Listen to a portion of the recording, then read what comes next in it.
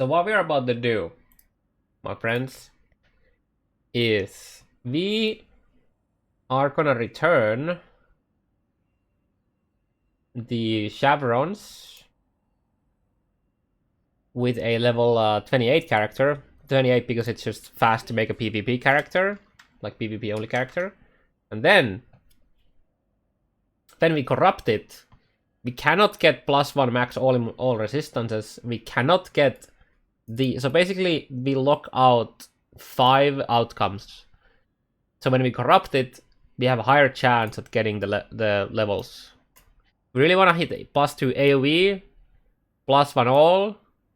Obviously reduce from crits would be nice. Aura gems. Ideally we would hit +2 AoE and either +1 socketed or reduced damage taken from crits. That's the ideal. But we just want any of this, either +2 AoE, Aura or AoE, is gonna be big. This is the goal. Warcry trap. Yep. So. My regards.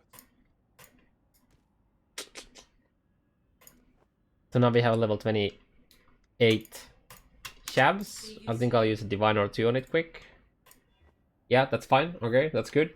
We are happy with that. Now, because it's 28, we can't actually manually socket it. So what we'll do next is we will use the benchcraft, obviously, but I'll 28 quality it first as well. Not that the 28 quality doesn't matter for the socketing. Get 6 sockets. Excuse me. Excuse me, game.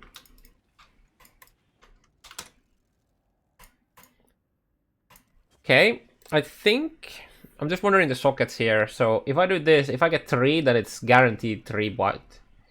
I think I'll make it 4. I'll make it 4 link just in case. Oh, beautiful, beautiful 4 link. In case I want, you know, like put a minions, like a zombie there or something like that, with feeding frenzy. So then in that case, that's okay, I guess. Thinking about the sockets now, I should probably guarantee like 1, either green or red. I think I'll make that 1. I guarantee 1 green on it quick. And then pray that the white socket doesn't hit that. It's a lot of greens. It's too many greens. Okay, no. Let's just go with. I guess that's fine.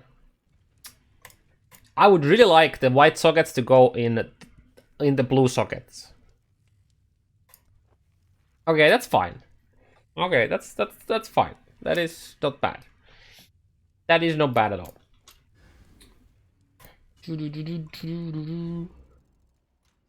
Like this could be like, you know, discipline, zealotry, and purity. So those are fine. And now, my friends, we go for the big ticket. Oh no.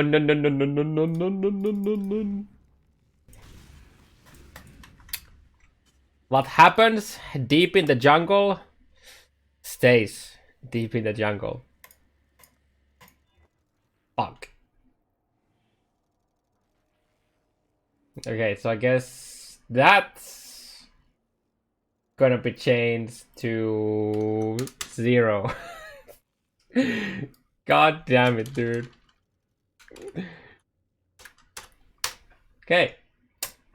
And yeah. Okay. Cool. I think that. Hey, long time no see. Before we get any further in the update on the character, sorry it's been a long time in the last update. It's because in the midst of the playing with the character, we got the announcement from the Gauntlet event, so I started practicing for that, and there was also the Project Diablo 2 that got released, so I played that for like like a week or something like that. But now I've come back to the fresh start character, and I think I played this like maybe like 2.5 days since I came back. And as you saw, we had a Shavs, but now we just have Agonist to it. So it's me very well. So yeah, this was around 100. It's somewhere between 100 and 110, or like 120 bosses killed that can drop the card, which is very lucky. I think the average is somewhere between 200 and 250. And now, since I pricked this, I've kept farming for another set, and we're currently at 2 offerings after 67, which this is much more close to the average. My gear hasn't really changed. Actually, it hasn't changed at all. Neither has my skill tier or anything like that. But we did do one major change during the gauntlet, where I played the same build and made it all the way to the Aurastacking, a very scuffed version of that, which I'll show you soon, or like the minimum at least. And that is that we started using Summon Phantasm, and that's because someone in the chat said that they just slapped Phantasm into the setup, and it looked like it doubled the DPS. I was playing the Lowlife at that point already. But yeah, without further ado, I ended up testing it quick, and it felt pretty good, so I just stopped for it. So let's take a look at the current character, right? So this is the current character. I'll give it a POB for this and the soon to be shown very, very scuffed version of the Aurastacker if you wanted to do that. So right now, config is alright, everything is correct here. I think it should be. My Spectres deal around like 300 Shaper DPS with the. Well, it's like 360 something with the projectile, and then the mortar is like 100k. But this is without including the damage from pinpoint on single target. When they go all the way to one projectile, is 60% more damage. So you should multiply that number by 60 to get the correct numbers. But yeah, so let's take a look at the exact current setup, where I'm using minion damage as the last link on my, was using minion damage as the last link on the chest. We have, the roughly 120k, 130k on the projectile, times 3, because we only have 3 Spectres, because our gem is only level 21, right? Now, if we were to take the minion damage out, so this is like what, 390k, right? We take that out, we replace it with Phantasm, we drop down to like 85k times 3, right? And then we switch here to summon Phantasm, and we look at the projectile, which is what they mainly spam. We have 10 Phantasms currently. So you multiply that by 10 in the ideal scenario when you have them all up, which isn't always the case, because especially bosses do kill them on the life version, but they also get like resummoned very fast because of the gas speed that your Spectres throw shit at against bosses, because there's a 10% chance that against rares or uniques that it creates Phantasm. Right, so that's like, an ideal situation, that's 250k, which is already like what, so around like 60% of the Spectres itself, while we had minion damage. And then the Auto Scout, where are you? Yeah, there. And the Auto Scouts do like 240 or something like. So it is already in this setup more damage, and the clear is actually better with Phantasm. They have a piercing physical projectile, which is why Hatred is very nice with that, and they just like kill all of the stranglers that your Spectres don't. But then let's go to the Scuffed setup. So this tree here is like level 86. This was my planned minimum gear requirements to go for the Aurastacker on the gauntlet race. And this is basically, it literally just has the items for the absolute bare minimum, which is running Blood Magic with 2 Purities and Vitality. And you can see it's pretty low level. Purity of Ice, Precision, Clarity, then Wall Haste, Haste, of course, Discipline, Determination, and then either Zealotry or Hatred. This is kind of up to you. Zealotry gives less damage, especially if you're using the Summon Phantasms, because they don't get the crazy Hatred, but it provides 6% regen from the Conjugate Crown that you will create all the time with your EE. This is like entirely up to you. This is like defense, both to you and your minions, versus just pure offense. I was using Zealotry on the gauntlet for the regen, but in normal league I would just use Hatred and would get Zealotry later on, because you already give them decent defenses from your like everything else. So we'll just use Hatred for the comparison here. So this is using a +2 minion helm with random minion damage. So here it is with the old setup where I would use Pierce. And this is again only level 23. We're missing a +1 weapon, we don't have boots. I basically gave the same wand to this character just to compare a bit more. And then I gave the same jewels, I think. No, I made like an ES minion damage jewel, and then took one of the other minion jewels here, the Hinder Taunt one that I already have, to compare the numbers a bit. So the Frost Projectile, which is the main spammable skill, this would be like, you know, a tad less than 300k. I believe the config is correct here as well. It should be correct here. But yeah, so tad less than 300k. But then if we take the Pierce out and put the Phantasm, you see our total DPS from the Auto Scouts didn't really go down that much, because Pierce isn't exactly a great multiplier. It was just used for the clear. And now we get the Summon Phantasm in, and that's suddenly over 300k. That's actually 11 of them now, because the gem level is higher due to the +2 helm. You need level 21, so it's very easy to get. Just like if you're using a helmet, it's basically guaranteed. Otherwise, you actually have to corrupt the gem to level 21, because +1 all spell gems on your weapon doesn't affect Summon Phantasm. It's not a spell, it's a support gem. And the +1 Spectre boots level doesn't also do anything. So if you don't have it on a helmet, you actually have to corrupt it to 21 to get the 11th Spectre. So yeah, this is like 330 something k from the Spectres, which is more than my actual Auto Scouts are doing. This is kind of funny. And this gets even further crazy if you, once you get this nice skill called Smite. And the more you scale your hatred, like we're only using 2 aura clusters, and all of the notables are literally nothing else but reservation on the Scuffed, the super Scuffed, the absolute minimum requirement setup.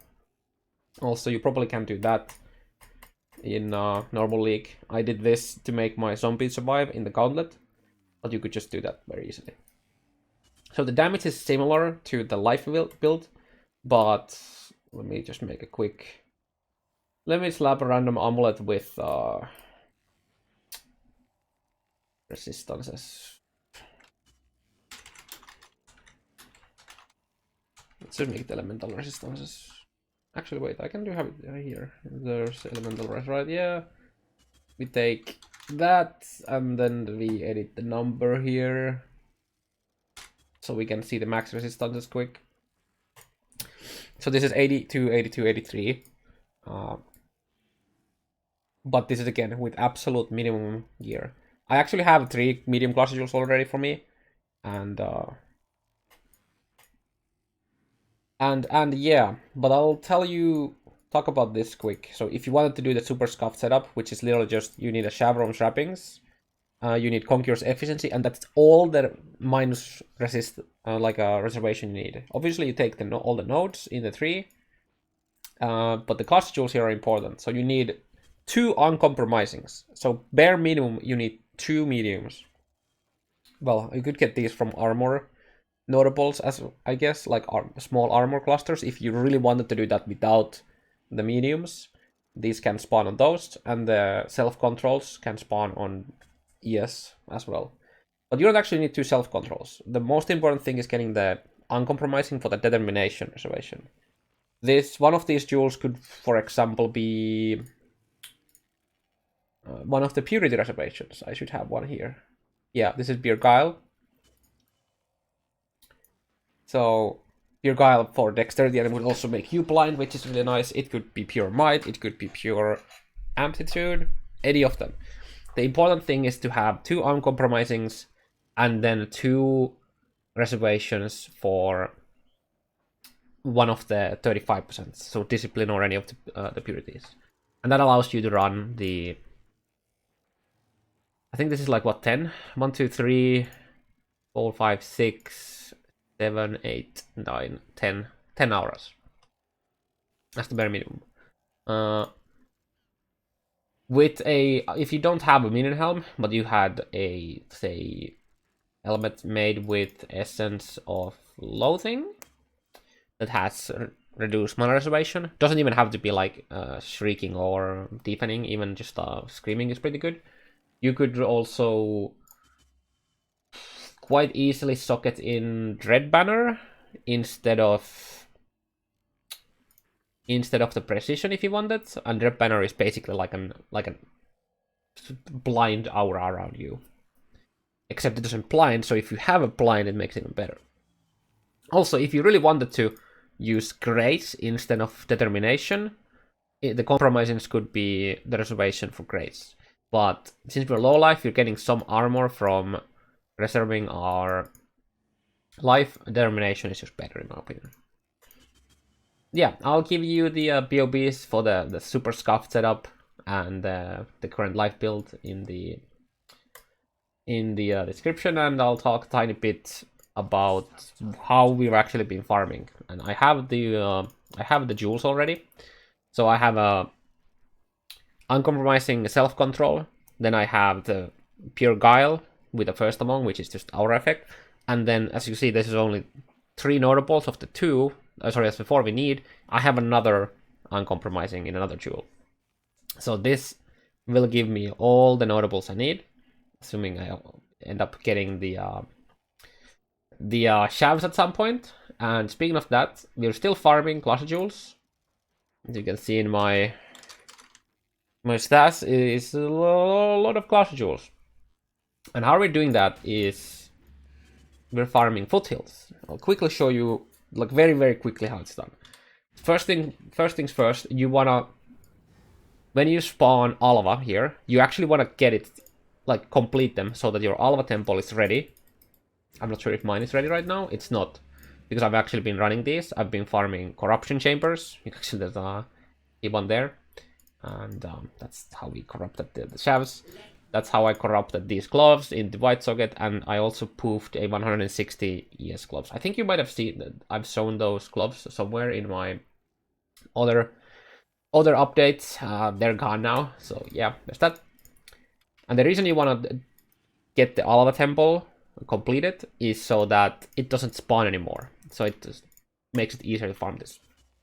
So what you'll do is you'll show here, so the important thing we're looking at is frame time. So when you create a zone in Foothills, I mean any zone actually, you could do this in Quarry if you really wanted to, you could do this in Blind Aqueduct, you could do this, well, those are pretty much the 3 zones you would ever do this at. So we'll just start creating new zones. We're looking at the frame time. Currently it's the same. When it spikes up, still stay same. It just went up because the previous like small spike there is now gone. But yeah, we're basically just making this more like these instances until we get a spike. And when we get a spike, it's either Delirium, Alba incursions, beasts, so Einhar mission, or then it spawns something like Abyss plus Strom boxes or shit like that. And whenever you get the spike, man, we've been really unlucky right now. You do like a very quick sweep of checking like 3 spots where the Delirium can spawn. Come on. Do it for me now, game. Please. Gimme. Usually, I'd say I think on average it's like 10%. See, there's a big spike. We compare it to the old, like the other frame times. There's a big spike. And so we go up here first. Well, I mean, it doesn't matter. I check this personally myself because the mirror could be like somewhere here.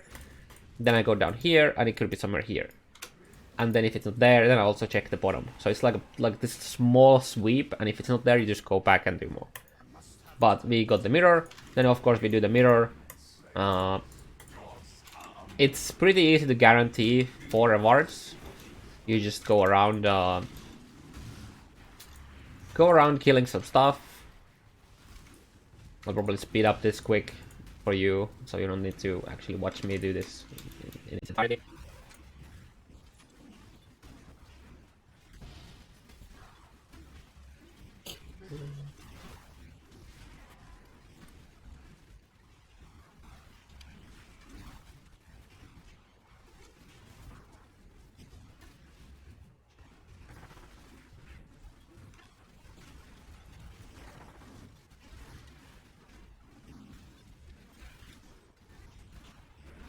Okay, there we go. So we got the easy 4 rewards. You can get to 5 if you are farming Alba temples while you're doing this, and you end up getting Alba with the mirror. Get a large jewel, nothing useful, whatever, get out. But, oh, I didn't actually pick it up. But we actually found a map while doing this. It should be shown somewhere on mini-map. Yeah, there. We found a tower map, which you all know that it can drop offerings, and that's actually what I've been farming recently more, because I've been farming for the medium cluster jewels, and also largest. I don't have my minion large cluster jewels like the 8 passives yet. So you can actually force every single map drop from Foothills to be a tower by putting at least 1 watchstone in Turns End, Clemac Cairn, and Baldur's Rest. And then the only T1 map in your entire atlas is a tower. So if you're farming Blood Aqueduct, Foothills, Quarry, whatever you end up farming, you'll find a lot of T1 towers from there. And that's how I've actually been farming it. So I'm not sure how many towers I have right now in my stash, but from 15 towers that I get, like total. Oh yeah, actually I finished them. So I get like anywhere between 10 to 15 towers doing the Foothills, and then I'll put like few chisels, like I don't know, usually I use like 2 chisels, and then just all can go on the towers. And even though my bonus is over 100, I will still get towers back from those maps, because every single white monster that you kill in the tower is capped at dropping a map tier based on the map level. Only magic monsters, rare monsters, and unique monsters / the map boss can drop a higher than a T1 map. And they will always drop at least T2 because of the bonus. But yeah, so if you wanted to do this particular way of farming the Shavs while farming the jewel at the same time in Foothills, which I would recommend, because Foothills also spawns betrayal, so you can start setting up your betrayal board. You can even get multiple safe houses while farming the betrayal. And betrayal, like Syndicate missions, don't spawn in Blood Aqueduct. The first zone they spawn in is Vastiri Desert, so that's why Foothills is really nice, because the game actually tells you when you have 3 of the 4 missions that can spawn. So there's intervention, research, transportation, and fortification. 3 of those, the game literally tells you here under the info about the zone and your league and whatnot if it spawns them. The only one that isn't shown here is intervention. And obviously you only get one mission instead of like all three. But it's really nice when you're doing this farm for the medium clutch jewels. This is like much faster to farm the medium clutch jewels than in maps. And unless you have all the way to the 150, I think, bonus you need. Or was it 140? I don't remember. That's when you get access to the Delirium. There's an all mission saw there. You saw Temple there. And oh yeah, oftentimes you can see the mirror immediately from the waypoint as well. And what I like to do is when I create a new zone, because I'm in EU, so it doesn't instantly load me, I can move a bit away from the waypoint to scout if it spawns something. Here's again our mission. So if you have the temple completed, it can't spawn this anymore, so you don't get baited by the frame time. Yeah. Kind of quickly want to see if I can spawn a betrayal mission, so you can see. It just like literally shows you here. I guess I'll cut into that because I will do it now. I'm committed.